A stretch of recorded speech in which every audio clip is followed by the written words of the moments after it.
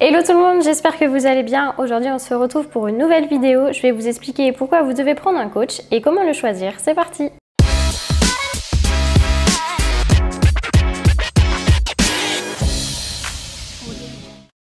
Que vous soyez débutant ou sportif de haut niveau, vous avez besoin de choisir un coach. Ce coach va vous permettre d'avoir un angle de vue différent et de vous apporter un regard extérieur.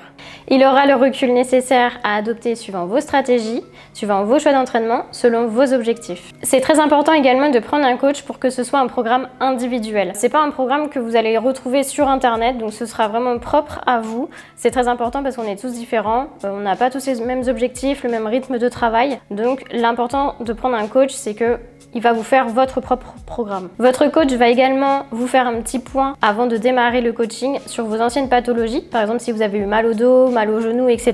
Donc c'est important parce que ça va s'adapter vraiment à vous. Ce qui est important aussi lorsque vous allez prendre un coach, c'est que vous allez avoir un regard extérieur, comme je l'ai dit précédemment. C'est-à-dire que ce coach-là va peut-être vous montrer d'autres méthodes d'entraînement, d'autres conseils de planification, d'autres exercices, d'autres techniques que vous connaissez pas forcément. Donc ça va vous permettre de vous remettre en question, d'apprendre encore plus sur les méthodologies d'entraînement et de faire d'autres exercices, de faire d'autres choses que vous n'auriez pas forcément fait si vous vous seriez coaché tout seul. Le fait d'avoir un coach va vous permettre de sortir de votre zone de confort. Il est difficile quand on s'entraîne tout seul d'avoir un juste milieu. Soit on va se surentraîner, soit on va se sous-entraîner. Donc votre coach va vous permettre de réguler et de adapter vos entraînements suivant votre planning, suivant votre rythme de vie, suivant vos blessures, etc. Aussi, point non négligeable, c'est que lorsqu'on fait faire ces programmes par une personne extérieure, on gagne du temps, on n'a pas besoin de se poser des questions sur comment je vais faire ma semaine d'entraînement, quel exercice je vais faire, etc. Donc c'est un gain de temps non négligeable. Ensuite, outre le fait de gagner du temps dans la programmation, dans faire ces programmes, vous pouvez aussi avoir un gain de motivation parce que vous allez payer ce coach-là par exemple 50, 100 euros, 150 euros par mois et donc du coup, vous n'avez pas envie d'abandonner. Donc ça peut être vraiment un gain de motivation, c'est un peu comme les diététiciens. Vous payez donc vous n'avez pas envie de dire je fais pas mon régime parce que j'ai pas envie de le faire, etc. Donc pour le coaching, c'est exactement la même chose, vous allez payer un coach, donc ça va vous motiver à continuer. Ensuite, comment choisir son coach? Alors, premier conseil, mais qui paraît évident, vous devez choisir un coach de votre discipline. Vous n'allez pas prendre un coach de force athlétique si vous souhaitez faire du bodybuilding. Vous n'allez pas prendre un coach de handball si vous souhaitez faire du judo. Donc, ça paraît évident, mais voilà, prenez vraiment quelqu'un qui est spécialisé dans votre discipline. Par exemple, en force athlétique, on voit beaucoup de personnes soit choisir un coach en crossfit, soit choisir un coach en bodybuilding, etc.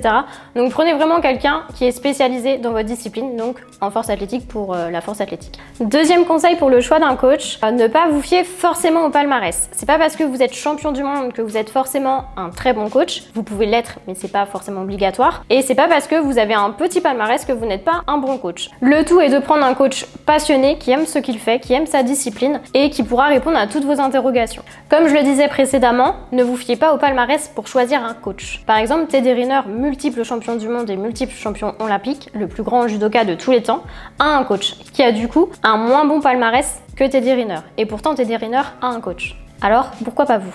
Essayez de prendre un coach qui a une ouverture d'esprit et qui sait se remettre en question. Si par exemple vous avez un programme que vous n'aimez pas un exercice ou que cet exercice vous fait mal, il faut que ce coach vous trouve une alternative. Vous ne pourrez pas aimer vous entraîner si vous n'aimez pas vos entraînements. Donc il faut que ce coach puisse adapter vos programmes suivant vos besoins et suivant vos envies. Et dernier conseil que je peux vous donner lorsque vous choisissez un coach, essayez de prendre quelqu'un de disponible. C'est-à-dire que si vous avez des questions, qui puisse vous répondre. C'est pas juste je balance un programme, tu fais le programme et voilà, c'est terminé. Il faut que la personne puisse vous répondre si vous avez des questions, si un jour vous êtes blessé, qu'il puisse adapter votre entraînement. C'est très important de prendre quelqu'un qui saura répondre à vos questions. Surtout, ayez en tête que le coach parfait n'existe pas. Vous trouverez forcément un coach avec des points forts et des points faibles. Le tout est de trouver un coach en qui vous ayez confiance et qui sera disponible pour répondre à vos différentes questions. Voilà, cette vidéo est terminée. Si vous avez aimé cette vidéo, n'hésitez pas à vous abonner à ma chaîne, à liker, à partager et à commenter. Et moi, je vous dis à très bientôt pour une nouvelle